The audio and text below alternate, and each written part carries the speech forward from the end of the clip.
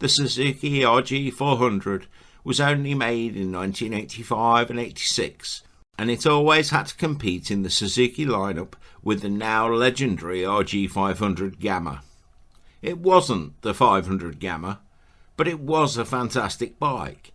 It was only produced for the domestic market, where 400cc motorcycles were huge sellers because of the regulations around bigger bikes.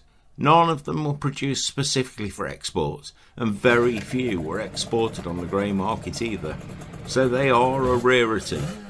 There are two models, the RG400EW and the EW2, with just over 6,000 made in total.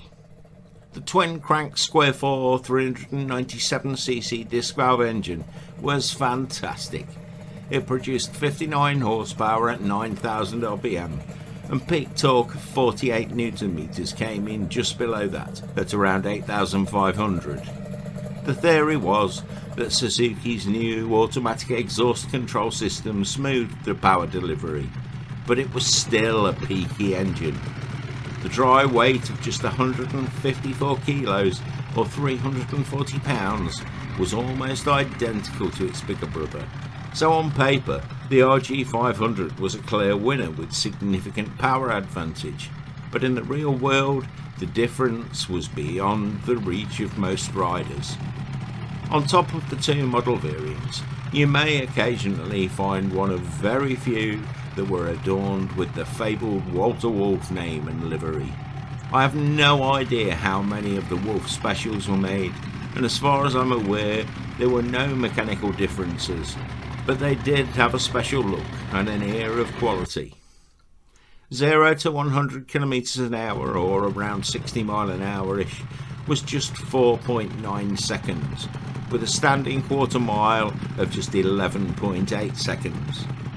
Add in the top speed recognised as about 127 miles an hour or 205 kilometres an hour, and you can see this motorcycle was no slouch.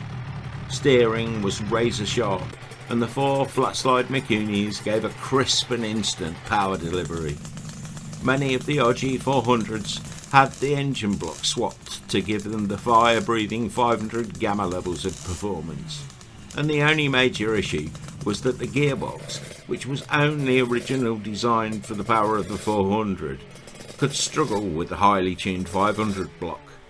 The standard RG400 doesn't have that problem.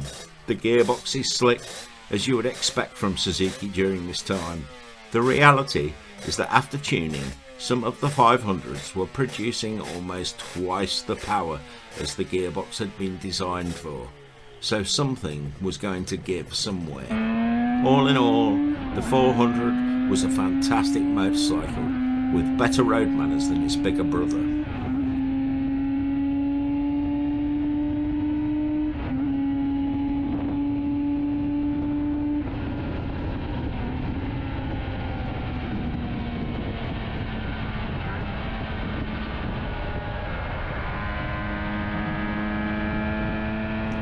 Anyway, the first Suzuki GSXR 400 came along in 1984, and it continued in various forms until 1997. That does say something, and anyone who has ridden one knows that the little GSXR is a glorious ride. However, it never had the class of the Honda, and it just wasn't built as well as the ZXR. But Suzuki did what they often do best. They put the package together well, and it was fast and a lighter bike than the others. The first Suzuki GSXR 400s had a dry weight of just 152 kilos, or 334 pounds. That is a whole 23 kilos, or almost 50 pounds lighter than the early CBRs, which is pretty unbelievable when you think about it. The Suzuki produced just as much power as the others too, and it made that power at lower revs. Max power on the GSXR came in at 11,000 rpm, almost 1,500 rpm less than the CBR, and a 1,000 rpm less than the Kawasaki. Combined the effect of the lower weight and power delivery early in the rev range, and the Suzuki began to look more appealing. It was the fastest of all the early 400 four-strokes.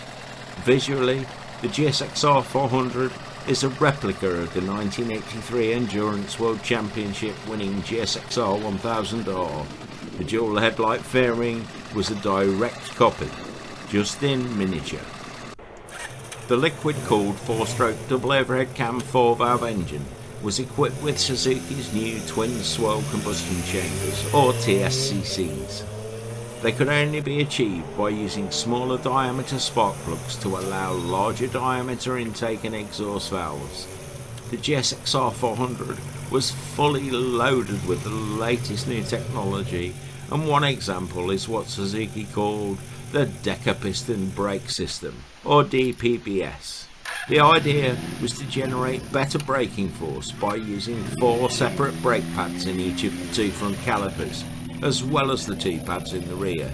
It went on to be used on all the bigger Suzukis, but the little GSXR 400 was the very first bike to get them. Next came the all-new Suzuki Advanced 3-Way Cooling System, SATCS. This helped to reduce the size of the engine while increasing cooling efficiency. The cylinder head was liquid-cooled, while the block was air-cooled using fins, and then the pistons themselves were oil-cooled. Then came a new floating torque arm at the rear to improve rear braking, and newly designed fairings lowered the frontal area, helping to reduce air resistance at high speed and improve handling. By 1988, we got another new, stiffer, lighter chassis and fully adjustable suspension, and by 1990 we got upside-down forks and slingshot carbs. The innovations were endless, but they had the effect of making the GSXR heavier too. By 1992 the weight was much closer to the others, and top speed was just 127 miles an hour, or 204 kilometers per hour.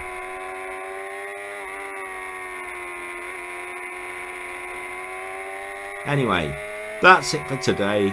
I hope you've enjoyed the video, and as always I look forward to hearing your opinions in the comments. I will finish answering them all in time, but I have had a bit of a backlog. If you got this far and haven't already, don't forget to hit the like button and subscribe to the channel. Subscribing does help a lot. It means you get to find out first when our regular updates, news, views and other videos go out. Please share the videos with anyone you think will be interested too if you could. That is one of the things that helps us the most. It kicks the YouTube algorithm into gear and helps to get the channel out there to new viewers. For the best biker t-shirts and other merchandise made by bikers for bikers, you can visit the website or the Redbubble shop linked in the description below too. There are other exciting motorcycle adventures and other stories from the shed and beyond on the website, so why not grab yourself a cuppa and take a look around. Thanks for watching.